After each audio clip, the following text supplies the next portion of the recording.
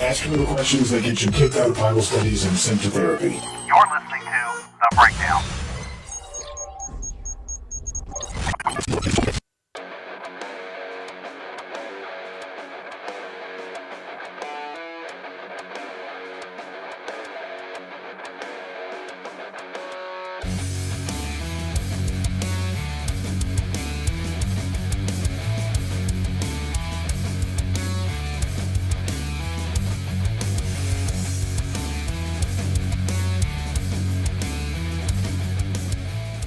Welcome back to The Breakdown, everybody. Thank you so very much for staying tuned. Interesting here, I found a story, and these stories fascinate me, and I've explored a lot of this stuff on here and on the Breakdown Freaky Friday edition over at OdysseyRadio.com, which, by the way, if you didn't get a chance to listen to this past week, I played an interview with Donna Frankart, who is a former deputy coroner, and had some really fascinating insight into what a deputy coroner does. Not only that, but how it impacts and affects a person, because you just imagine yourself going in and out daily and you're seeing this death happen in front of, not happen, but you see the results of death or the results of potentially nefarious actions or activities that have happened. You have to process this. You have to deal with that. You know, we're not made, humans were not made to see that kind of death and destruction. We weren't made to see the insides of someone else spread out, you know. I mean, doctors are one thing, but we weren't made. I mean, doctors go in to heal. They go in to help, theoretically. The whole setup with a coroner, you go in to find out what happened to a person. Was this person murdered? Did this person meet their demise through natural causes? And to process all of that, you have to figure out a way to get through it. And one of the ways that Donna had dealt with hers was to journal. And she wrote down a lot of information in her journal. But then she also had a lot of different paranormal experiences, which were fascinating. And I was very, very intrigued by her conversation. She's a great lady, very fun. And then even with her, her previous employment and what her job was. But she's got another book coming out as well. I'm in talks to get her on a future show as well to talk about her new book that she's written as well. Check her out. Just find her on Facebook, Donna Frankart. And then also look for I've Seen Dead People, which is the name of her book. Love the name of that. But I played that. If you didn't get a chance to hear it, go over to breakdradio.com and you'll be able to listen to that episode of the show, past Freaky Friday episodes. The new show that is now appearing on Odyssey Radio, ODYSYradio.com is where you can check that out and hear it. Here's a fascinating story. And I know a lot of people are probably going to be like, you're stupid, Barker. What is that crap all about? This is intriguing. It's interesting, and I think you will find it interesting as well. There's a video that goes along with this, so let me go ahead and pop this up for those who are watching via video. Headline: a woman in Colorado believes that she may have been witness to something miraculous after a St. Michael statue in her home suddenly and inexplicably began bleeding from its forehead. Let's check this video out. And here we go. Alicia Martínez asegura que este video donde se ve la figura de San Miguel Arcángel Spanish. I forgot it was in grabó en el Spanish. mismo momento en el que el mundo se enteraba de la invasión. Okay, so it's showing footage here of Ukraine and the battle going on over in Ukraine as well. But here it says that this began bleeding inexplicably. She's holding up a picture of it now, or holding up the actual statue, and there's crimson on it, blood on going down the leg and coming down the forehead as well. And so the curious case reportedly began on the evening of February 23rd in the Denver suburb of Broomfield as Alicia Martinez was talking to a friend on the phone, and her roommate frantically alerted her to something weird happening in the residence. Upon cutting her call short and going to find out what all the hustle and bustle was about, she was stunned to see that a peculiar liquid substance was resembling blood was trickling down from the face of her statue of Saint Michael the Archangel, who is subduing evil. She said it was dripping like when you cut yourself, and The blood drips out. Martinez recalled explaining that he's not crying. He's bleeding from the forehead. You can see an image there with a pretty bright red thing there. And then, of course, she's showing more information here. And she's trying to capture the blood, looks like.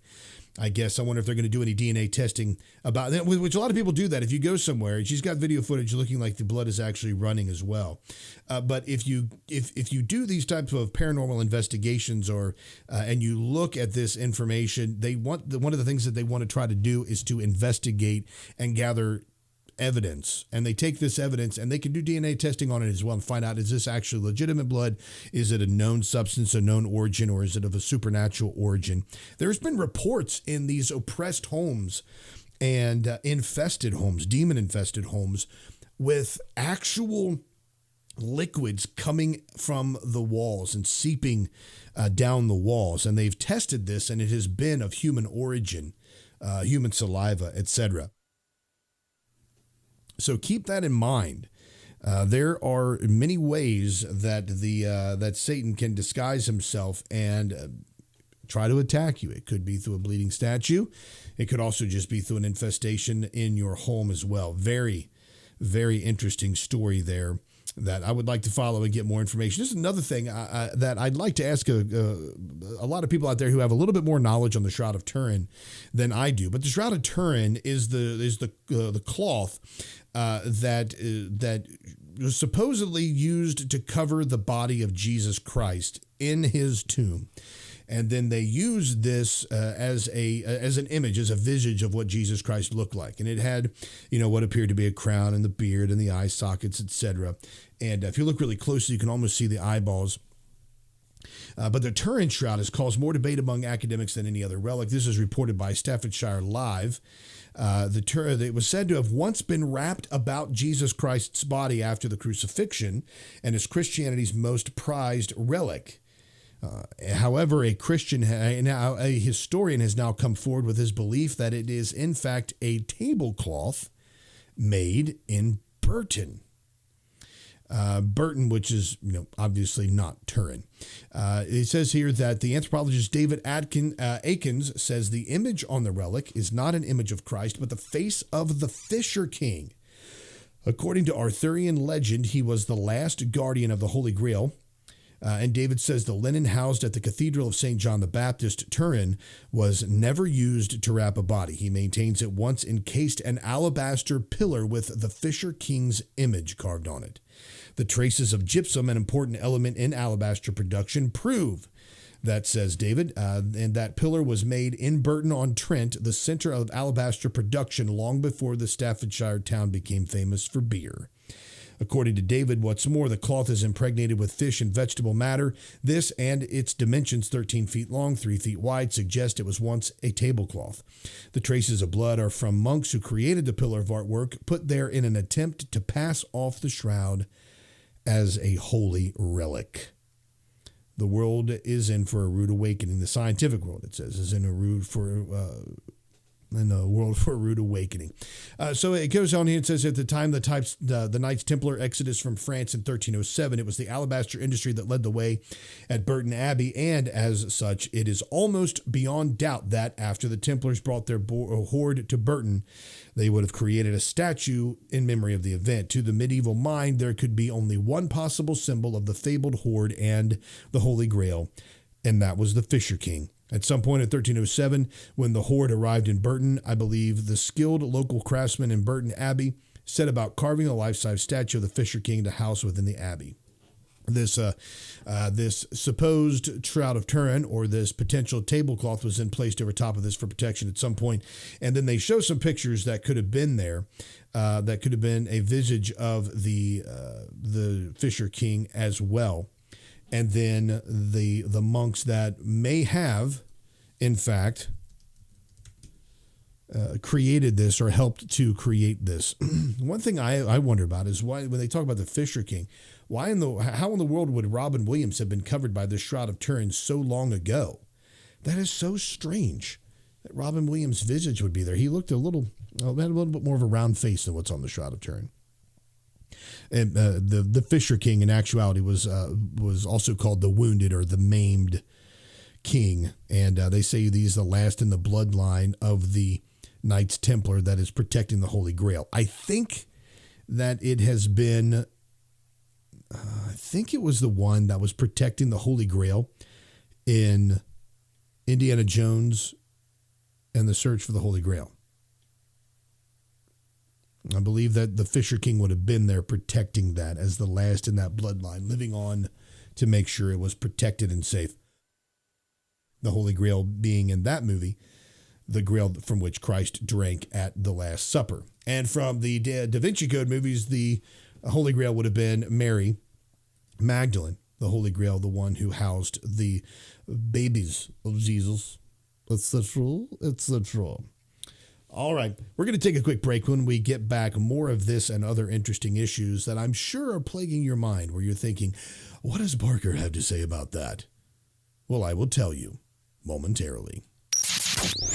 I know not what course others may take, but as for me, give me mojo or give me death. Mojo 50. Let's face it, trying to build your own website can be a frustrating task, but you can't have a company, church, nonprofit, or business without a web presence. That's where SiteFX comes in. SiteFX provides complete website creation from a simple blog style to template-based sites. SiteFX can even give you absolute customization services, bringing your vision to digital life. Even if you already have a website, there's always room for growth. SiteFX has 15 years of experience staying in tune with the current web trends, add-ons, designs, and coding updates. SiteFX even offers comprehensive social media management to assist with your difficult schedule. Don't spend another valuable minute worrying about your web presence. Let SiteFX help you take your business to the next level. Visit them on the web at sitefx.org. That's SITEFX.org. Or call 859-905-0016. That's 859-905-0016. 859-905-0016. SiteFX, your life with an electronic edge.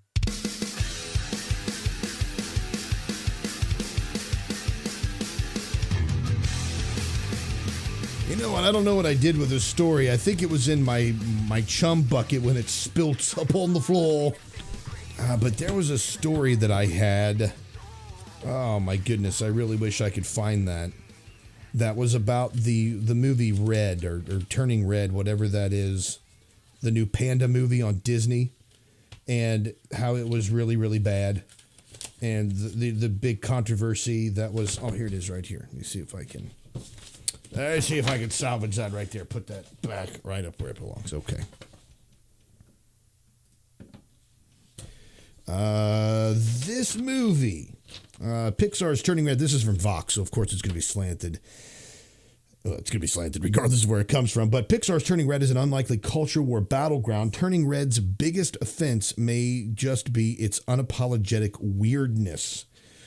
And the article starts out, by, what creates the controversy, etc., etc.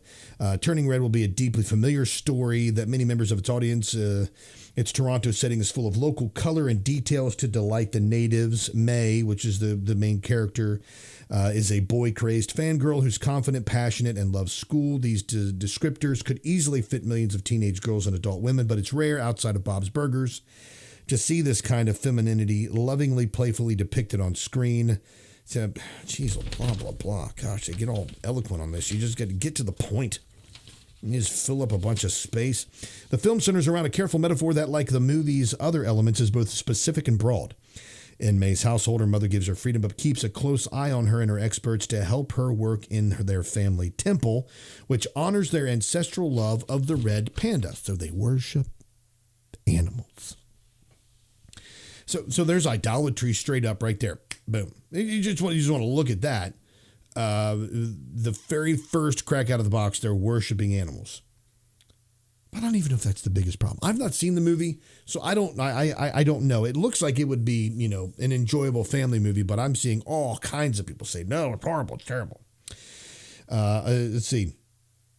May's in a household, her mother gives her freedom, but keeps a close eye on her and expects her to help work in the family temple. Okay, we read that.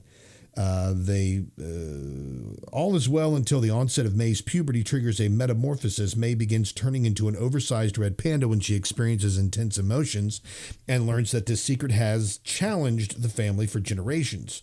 The cure, so her mother describes it, is a ceremonial ritual that locks away all the inconvenient emotions associated with the panda transformation: aggression, anger, and fear, but also intense passion and happiness. They did this already. They did this in the 1980s with Teen Wolf. Now, they didn't get all, psychodramatic on it when they're going, you have to lock away all of your passions. You have to lock away all of your love. You have to lock away your intense desires. It was just you got to control your Teen Wolf thing, which is a really, there's a lot of movies you watch, when you go back and watch them again, you're like, that wasn't that good. It's happened a lot, as a matter of fact. But many are reading Turning Red as a narrative about intergenerational trauma.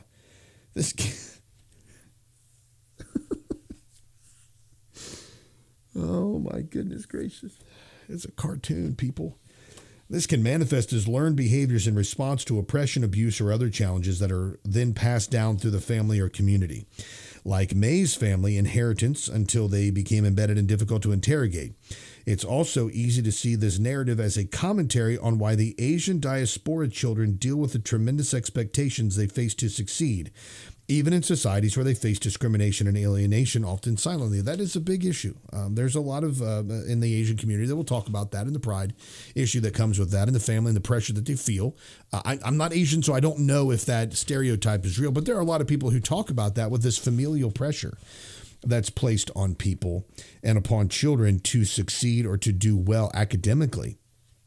And that adds a lot of that intense pressure on families, and a lot of that intense pressure is on kids. How are they going to measure up? How are they going to do in their parents' eyes? Are they going to make them proud? Yet a metaphor like this one is also durable and applicable to all kinds of different experiences. From one angle, we do have a various individual story. A girl with a red panda spirit that her family's ancestral temple has carefully locked away through a ritual involving a Chinese shaman and a blood moon.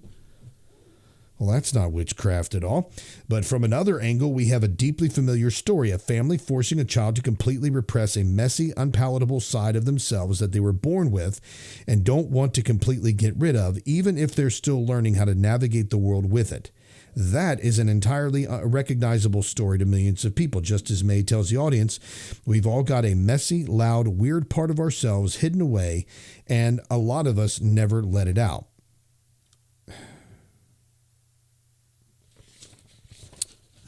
Is that good advice? What is that messy, weird part of all of us? Well, why is messy now become the norm of a conversation? Oh, things are messy. Just let it be messy. What do you mean by messy? Because society is also kind of equivocated with the term messy and sin. Oh, we all have a messy life. You mean sinful life? Are we supposed to let our sinful, repressed side come out? I mean, all of us do have a dark side, I'm sure. All of us have thoughts that we don't want others to know about. All of us think about things we don't want to display to the world. Why should we let our inhibitions go? Is that what a culture should be based upon? I mean, I understand people are different. You have different likes and dislikes and preferences and desires, etc. And you want to just, people are weird. They let their, let their colors shine, and, they add, depth and such to people. But what do you mean by letting your messy, loud, weird part? Is this the repressed sinfulness or the repressed desires? The Bible talks about control. It talks about having self-control. It talks about practicing self-control. It's one of the fruits of the Spirit. So if we're talking about letting your sinful inhibitions and sinful desires and vices explode and be about everywhere and just put that on, that's a completely different thing. We all have talents and measures that we should see. The author continues, whether turning red is relatable shouldn't be a question, except the larger cultural debate around turning red prescribed for us completely predictably by a single loud critical voice proclaiming that it isn't. A review fully retracted but still archived, written by Sean O'Connell, the managing director of Cinema Blend. O'Connell felt that not only were Turning Red's Toronto teens impossible for him to relate to, but that even trying wore him out. Pixar's turned toward deeply personal, though less universal stories, he feared, risks alienating audience members who can't find a way into a story. Being admired, beyond admiring the impressive animation, O'Connell described the film's target audience as small and incredibly specific, and snarked that it hadn't bothered to include plot elements everyone could find engaging. He also repeatedly dismissed Turning Red's quirky plot as a giant teen wolf rip. I'm going to be honest with you. I didn't even read this all the way through until now, but the whole Teen Wolf thing. It does sound like a Teen Wolf ripoff. And it says he's only seen one teenage werewolf movie. Continuing in the story here, said that the review has left swift and so fierce backlash that he apologized, and the website retracted the review and published a better one with reviewer Sarah El Mohammed. So pretty much what they did is they canceled the guy's opinion, who said that he didn't like the movie and thought that it couldn't relate to it. He had to apologize for the way that he thought. And then they took it down off the website and then put a favorable review up there. What in the world, man? So you can let your loud, messy, weird part of yourself that's hidden away be expressed as long as it doesn't disagree with my loud, weird, repressive thoughts. What's the difference here? Well, you're going to give your opinion on the movie. We're going to take it down. Boom. That's the way free speech works. That's the way the cancel culture works. That's the way things work. Sarah Al-Mahmoud writing that Turning Red is the most relatable Pixar film I've ever seen. This is the exact opposite of this. All this is a complete cancel culture freak out that they didn't agree with this guy's review. She said it's the most relatable Pixar film she's ever seen, but despite Al-Mahmoud's opinion aligning with overwhelmingly positive critical reception of the film, O'Connell's review got all the attention and made the question of Turning Red was too specific a central part of the public discussion, blah, blah, blah. This continues. There are mature issues in it, girls dealing with their periods. They say it overstepped its bound with insanely inappropriate. Leave the explanation of puberty to us parents. We'll leave the family entertainment to you. Other reviewers echoed the sentiment, said the film's themes are inappropriate for children, but brought up a second concern that it celebrates kids disobeying their parents. This movie isn't the only movie that celebrates kids disobeying their parents. Every single movie that's out there, every single television show that's out there is a stereotypical television show that has smart-mouthed kids talking back to their parents, a mom that seemingly runs everything because she's a control freak and she's the smartest, and a bumbling, fumbling father who can't find his shoes in the morning. That's the stereotype. You think that Turning Red you think that this is what it's about? It's not just about Turning Red. It's about all of these movies, folks. It's about all of these movies having an issue with the family and attacking the family. That's the big problem. And the problem is we make it like every movie that comes out is now the movie that's causing the problem. A New York pastor warns, here's another story. A New York pastor warns Disney Pixar's Turning Red is demonic. Faithwire reported that V1 Church senior pastor Mike Signorelli cautioned parents on the need to screen every material their children are exposed to. Signorelli stressed that every single device becomes a portal or window through which either things of God or the devil may enter into their homes. He is a former English and journalism teacher and parent of a young child, detailed in his video that what disturbed him when he watched the movie Turning Red. He went scene by scene and pointed out what was unbiblical in it. Signorelli's video has gone viral with 4,900 shares, 5,700 reactions, 5,200 comments, and 100,000 views. The pastor told Faithwire that becoming viral was not his concern, but helping parents realize the film's spiritual practices that the Christian faith condemns. This could be done with any movie. Right? This could be done with any movie. Parents should not be giving their kids carte blanche to watch whatever they want to watch. I have not heard anybody. I've not seen the outcry. Disney's Pixar turning red. They're freaking out about it. What about the outcry about High School Musical, the series, where they have an openly homosexual relationship, but not only do they talk about it, they celebrate it. They show them kissing on screen. They have quinceañeras with them, and they have celebrations, and they write songs for one another, and they embrace, and it's all about that. Why aren't you calling that demonic? Let's not have selective outrage, but complete outrage when it comes to all these factors, folks. We'll be back right here on The Breakdown. Fighting for your right to be wrong. Mojo 50. Mojo50solar.com. That's the website to find out how much you could save by adding a solar package to your home or business. Go to mojo50solar.com. They'll connect you with the Patriots over at Patriot Energy, and they can do a custom package. They can take all of the factors involved in your unique case, where you are, how many hours of sunlight you get on average, the amount of electricity that you use. They can magically whip it up in their little solar blender, and they will come out with a figure that you can decide, hey, I like this. This makes sense to me. I could save some money on my electric bill every month. And the great news is that in a lot of cases, you'll even end up getting money back from your electricity provider.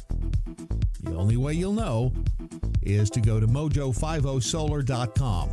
Don't wait. Do it today. mojo50solar.com. Let's be honest. Wheelchairs are heavy, bulky, and ugly. If you carry a wheelchair in your car to take care of a loved one, you know how hard it is getting that clunky, old-style wheelchair in and out of your car. Introducing the Feather Chair Wheelchair. At 13 pounds, it's the world's lightest wheelchair. It folds in seconds and fits neatly in your trunk, backseat, or closet, so you can take it everywhere. And it's only available right here. Order yours today and get a free wheelchair case, a $50 value, yours free. The Feather Chair. The world's lightest wheelchair is just $4.99 with easy payments as low as $16 a month. Sorry, no Medicare or insurance accepted. So call right now to order yours. 800-823-5826. 800-823-5826. 800-823-5826. That's 800-823-5826.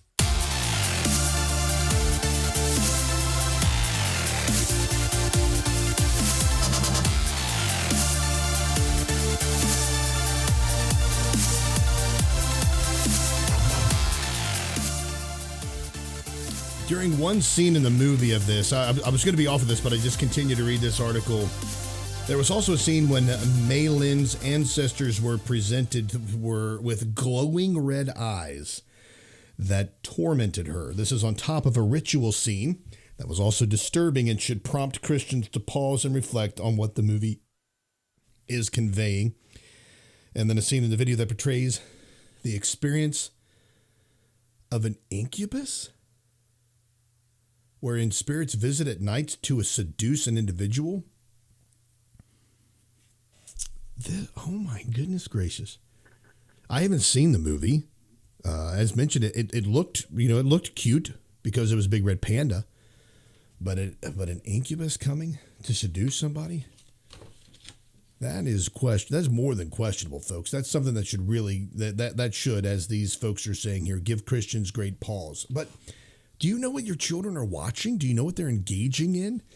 I think I just discarded a story. I covered it. I don't know. I'm pretty sure I covered it.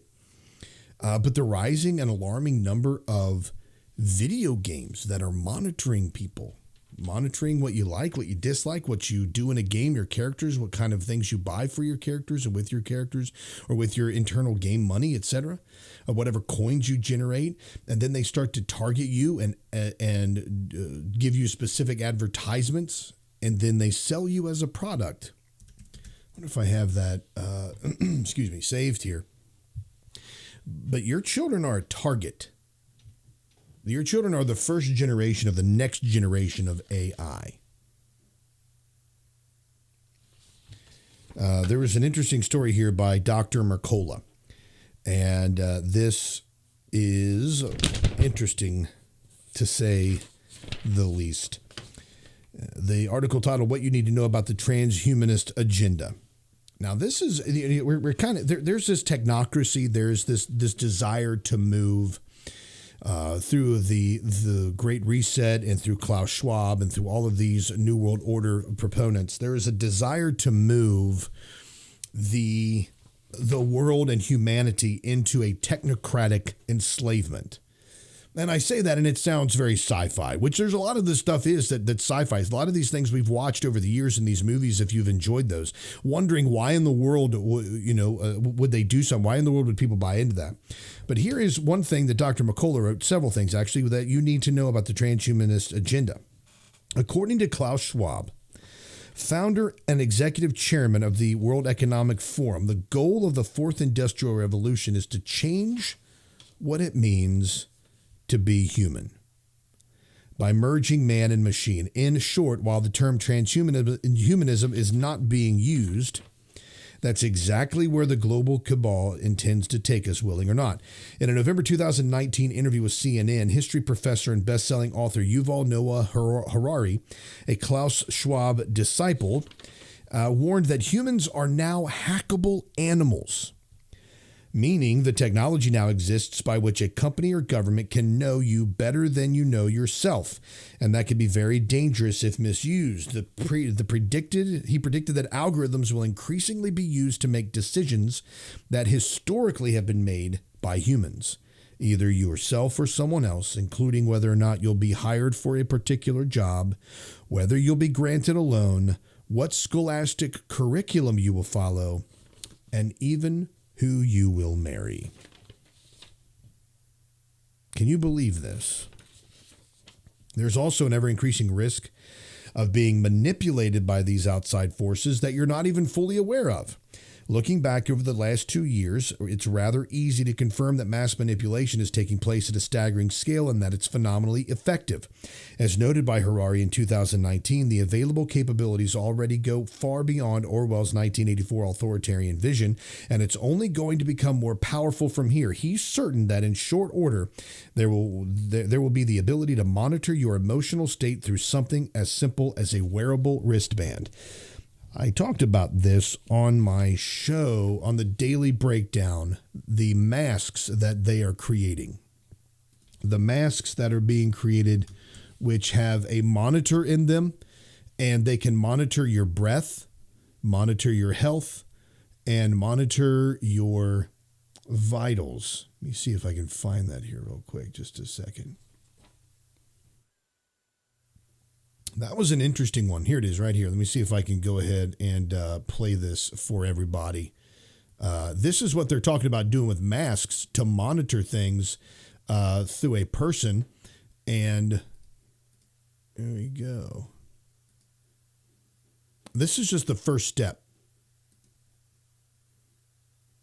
in what's being done. Sorry, I'm having a little bit of issues playing the video here.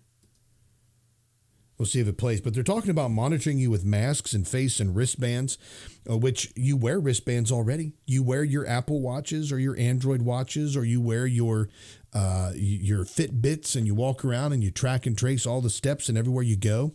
People are like, I don't want to be... Just when you thought masks... Hey, Barker, shut up a second. I'm talking. Dumber. Oh, boy. You hear people talking all the time. They're like, I don't want to be tracked. I don't want to be traced. I don't want this. Now, let me check my Fitbit steps today. You're being tracked and traced through that Fitbit anyway. You're being tracked and traced through your watch. You're being tracked and traced all over the place. How is this any different? How is it any different? But they're openly saying that they're going to do this now. You see, you may dutifully smile and clap while listening to a speech by a government official, but they'll know you're angry or don't agree with what's being said and could therefore take action against you based on your most personal internal emotions rather than what you outwardly express. I don't know any person who would want their thoughts being opened up and shown to everybody. That's a really good way. When you think about it, that's a really good way to witness to somebody, is to ask that person, if we were to take your brain and throw it up on a projector and show everybody what your thoughts were, what's in your heart, what you were thinking about, would you want people to know about that? Would you want people to see inside your brain, your head, and your mind? No. Nobody would want that. Nobody at all would want anybody else to see what they're thinking in their hearts, what's going on in their minds. Nobody wants that. But here, the global elite have to have that, or whoever these, the global elite, the Illuminati, the deep state, whoever these folks are, they're the ones who have to have you completely under their control. And that's the goal and purpose of this transhumanism, is to have people completely under the subjection of them. There is going to be a new world order, but who leads that new world order is the question. Here's the breakdown video that I did so that you all will be able to enjoy it. Let me see if I can get it up on screen here as well. For those who are watching, you can also go to TikTok at Break D Radio and watch those TikToks that are released every day, the daily breakdowns, and take a look at those and even follow me on that. That would be awesome. But here's what I said a few months ago, back in January, regarding the new masks that they were creating for monitoring of people. Just when you thought masks couldn't get any dumber, they go and do something like this. Let's break it down. This is Aaron Barker with your Daily Breakdown. Go to breakdradio.com for more. Do-gooder and mask Nazis will stop at nothing to ensure every last person covers their face with a Fauci diaper. Care engineers at Northwestern University have developed a smart mask dubbed FaceBit. Like the Fitbit you wear on your wrist that tracks your steps and vitals. Only you'll be wearing this monitoring device on your mug. FaceBit attaches to masks via a magnet and records your breathing, heart rate, whether the mask fits properly, and the amount of mask time that you have. Not only this, but it can predict fatigue, your physical health status, and your emotional state, like if you're really annoyed at having to wear a mask. Air engineers hope to eventually charge the battery on the FaceBit with the force and heat of your breath as well as the sun. So if it's powered by solar energy, that means they expect you to have it on even while outside. Your vitals will be sent to an app for real-time observation. This begs several questions. 1, to whom is this information reported? 2, what will they do with the information once obtained? And 3, who in their right mind would want to wear this freaking thing? With each passing day, Big Brother reaches for more of your privacy, claiming public health is the battle cry. What's next? Forcing some type of medical treatment on us in order to work or eat? Wait, what? And there you go. That is the Daily Breakdown, which is on over at TikTok every day. Also played on Mojo 50 throughout the day and on the Daily Mojo in the mornings at 9:15 Eastern Standard Time.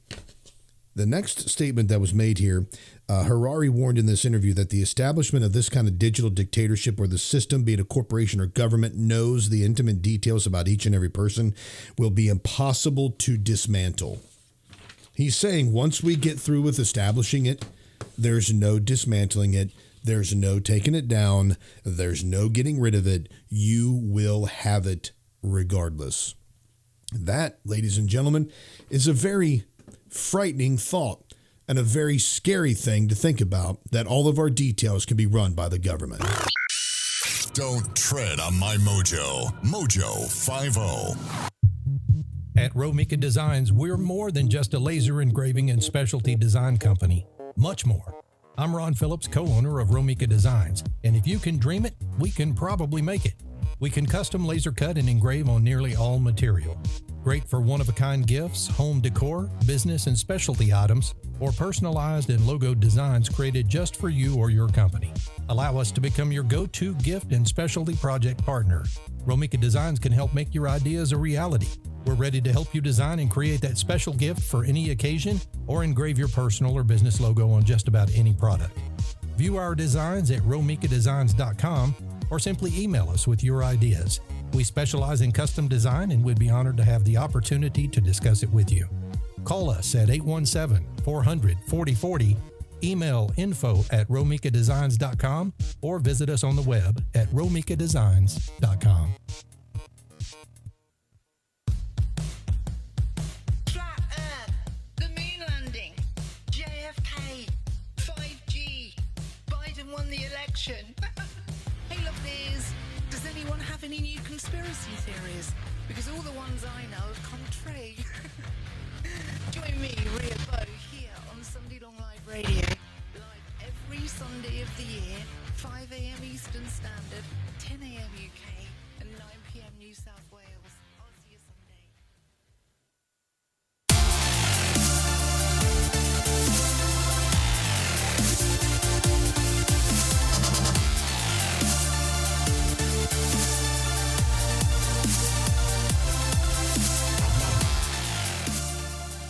Continuing on with this story about transhumanism, they are looking to re-engineer life completely. Harari discussed the coming transhumanism at the WEF's 2020 annual meeting in Davos. He says that science is replacing evolution by natural selection, with evolution by intelligent design, not the intelligent design of some god in the clouds, but our intelligent design and the design of our clouds, the IBM cloud, the Microsoft cloud. These are the new driving forces of evolution. That's what they believe, folks. If evolution is legit, why not continue and take that on? It's hard to determine whether Harari is for or against transhumanism. He speaks of it as an inevitability. He also stated that we must never underestimate the stupidity of humans.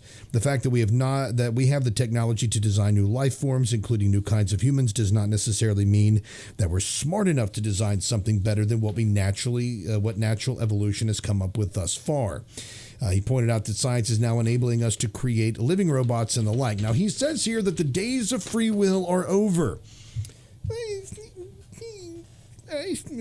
What do you mean by free will? I mean, honestly, what do you mean by free will? I believe that humans are free to sin as much as they possibly want to. And if you want to call that free will, Romans chapter 6, our free will that we have as human beings is actually enslaved. It's enslaved to concepts. And if we watch these concepts, if we see the stories like we talked about earlier with pedophiles, that this is being considered a something you're born with, something you can't change, if that's what's happening there, folks. And then transhumanism changing. What do you think? Do you think that this free will that people suppose that we have is somehow going to save everybody? See, your free will that you have right now is the free will to sin as much as you want to. Romans chapter 6, let's do this right here. What shall we say then? Shall we continue in sin that grace may abound? God forbid. How shall we live? We that are dead to sin live any longer therein. Know ye not that so many of us as were baptized into Christ? Let's skip ahead a little bit here. Our old man is crucified with him. He is dead that is freed from sin. If he be dead with Christ, we believe that he shall live with him. Knowing Christ, likewise reckoned. Sin there. Here we go. Let not sin therefore reign in your mortal body, but that ye should obey it in the lust thereof. Neither yield ye your members as instruments of unrighteousness unto sin, but yield yourselves unto God as those that are alive from the dead, and your members as instruments of righteousness unto God. For sin shall not have dominion over you. Ye are not under the law, but under grace. What shall we say?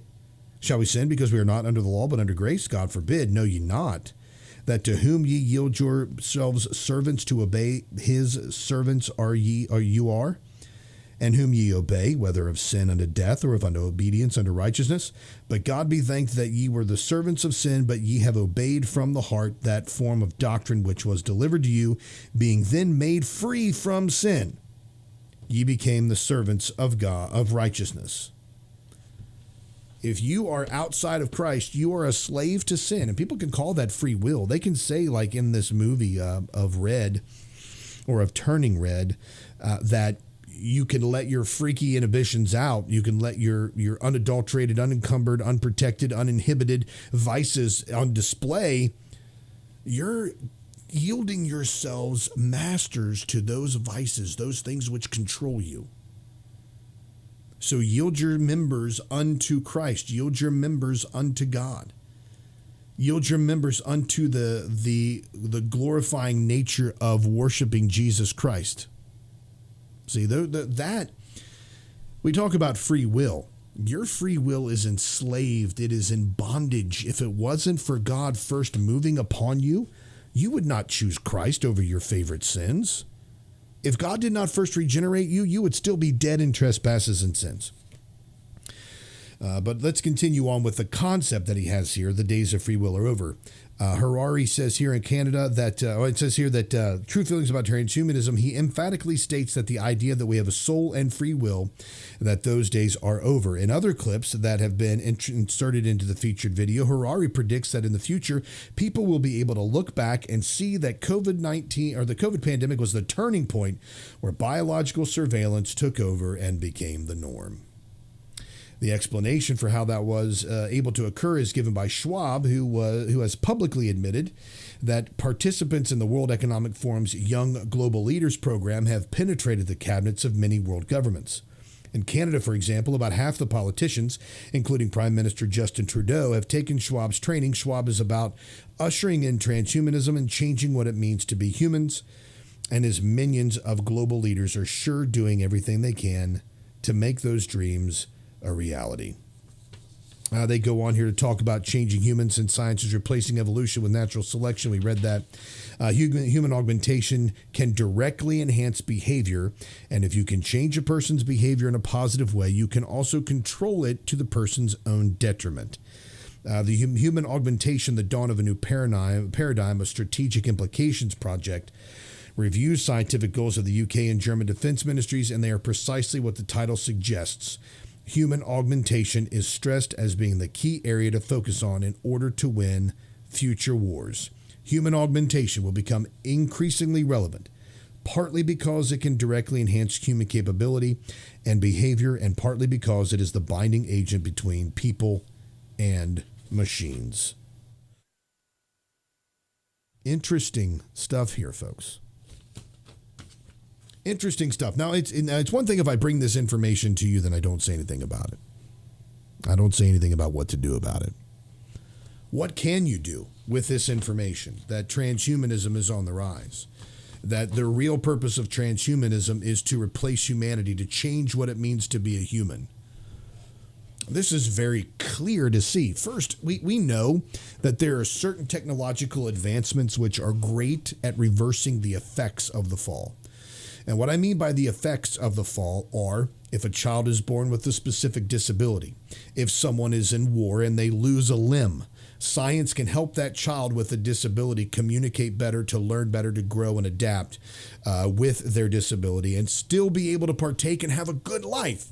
It's the same thing when you look at a soldier that has also lost a limb, or somebody that has been injured or harmed. They have their bodies, and then they have a prosthetic leg or something that's added there, so they can live a better life. They can run with their kids. They can play in the yard with their dog. They can work a productive job every day. Those types of transhumanist advancements aren't bad.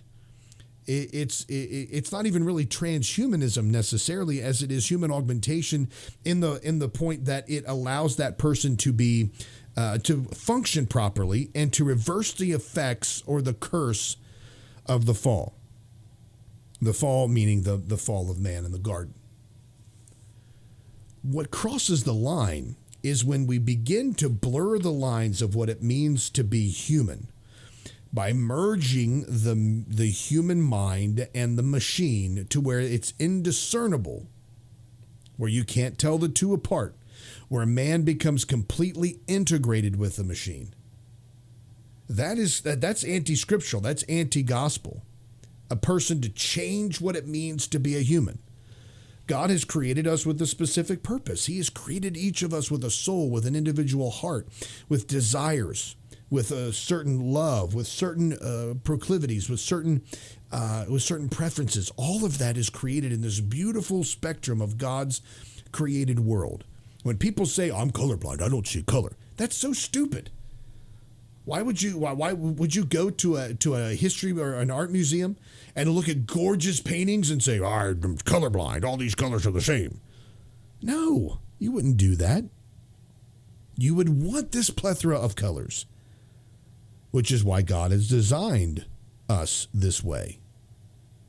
And when you start to rob humanity of that, the answer to it is to take people back to the scriptures, to show them, no, this is why God created you.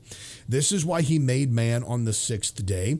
This is why he breathed life in the nostrils of that man. This is why we are not mere toys. We're not mere animals on this food chain. We are human beings created in the image of God. That's the response to this, and that's what you have to do. You have to point people back to the gospel. You have to tell people that regardless of your despair, regardless of the depression, regardless of what's going on around in the world right now, the gospel has never changed. You are still loved by God. He loved you enough to send his only begotten Son, that whoever believeth in him should not perish but have everlasting life. That is how we fight against transhumanism. And if you don't have that purpose to fight against transhumanism, what foundation do you have to stand upon? What foundation do you have to stand upon that says it's wrong? All right, folks, you can leave me a voicemail, 859-429-2764. You can also find me on all the socials at BreakD Radio. BreakDRadio.com is the website. Facebook, Parler, MeWe, Gab, Twitter, and, of course, the growing TikTok channel. I'd love to have you over there to check out the daily breakdown videos. And I'd love to hear your feedback on some of the conversation that we're having today, or some of the conversation that I'm bringing up to you. Do you think that it's possible for us to actually battle against the transhumanism without the gospel, without the scriptures leading the way, giving us a purpose, giving us a reason why we're fighting against it? Because if we don't have a reason, if we don't have a purpose as to why we're fighting against something, if we don't have the actual stated goal, what's the reason that we're fighting? All right, couple more stories before we take off. Just a few minutes waning on today. And one of those stories is octopuses were around before dinosaurs, fossil find suggests. These stories that we read about are really good to glean some information and facts from, but the timeline here is just a smidge off, if I might say so myself. Just a smidgy off here as we discuss this. This says here in this article from The Guardian, octopuses were around before dinosaurs, fossil find suggests. The oldest known ancestor of octopuses unearthed in Montana in form of approximately 330 million year old fossil. Scientists have found the oldest known ancestor of the octopuses, an approximately 330 million year old fossil unearthed in Montana. The researchers concluded the ancient creature lived millions of years earlier than previously believed, meaning that octopuses originated before the era of dinosaurs. The 4.7-inch, 12-centimeter fossil has 10 limbs. Modern octopuses have 8, each with 2 rows of suckers. It probably lived in a shallow tropical ocean bay. It's very rare to find soft tissues except in a few places. We've talked about soft tissues before as well, haven't we? We've talked about how soft tissues aren't really soft tissues potentially, but the fact that they are that they're not 330 million years old, but they have to be relatively new, because if they weren't new, would they really have soft tissue left over? Interestingly enough here, folks, an octopus fossil was found in Montana. Montana. Are we looking for proof of the flood? Are we looking for proof of the global deluge? Why would we find an octopus in Montana? Now, maybe I'm dumb. I don't know if octopi or octopuses are, indigenous to the Montana area. I know if I found one here in the Kentucky area, I would be like, that's weird to find that here in Kentucky. It's just interesting to find that in Montana. They said for decades the fossil sat overlooked in a drawer while scientists studied fossil sharks and other finds from the site, but then paleontologists noticed the 10 tiny limbs encased in limestone. The well-preserved fossil also shows some evidence of an ink sac, probably used to squirt out a dark liquid cloak to help evade predators. That would be what octopuses do. Here's another thing, since we're on this, about... Oh, here, let's do this one before we take off. Now, this is interesting. Oh, hold on. Let me do this. I wasn't going to do this today, but I think I will now. Let's go here, and then... Yeah. Get to the chopper! Whiskey Tango Foxtrot. That's right, ladies and gentlemen. It's time for the world-famous Whiskey Tango Foxtrot, where we scour the internet to find the things that make you say, what the Foxtrot? This interesting story from Vice yet again. The title is, What is Radical Monogamy? There's a new type of relationship style in town. There's radical monogamy, which has been written about here on Vice, which means that people have finally realized that reading or that living a life that experiences multiple sex partners and has complete sex with whoever they want, wherever they want, whatever they want, however they want, leads to desperation, and that people actually want a meaningful relationship. Monogamy is not categorically superior to polyamory, but if you shut out the cultural noise around what type of relationship I should want and ask myself instead, what do I want? In other words, monogamy can be a choice you arrive at after considering your own agency and options rather than blind expectations. From the day we're born, there's an overarching presumption that we'll grow up, fall in love, and someone of the opposite gender get married and be monogamous. As I grew and healed, I reached a place where it became clear to me that there is agency and power in questioning these cultural norms.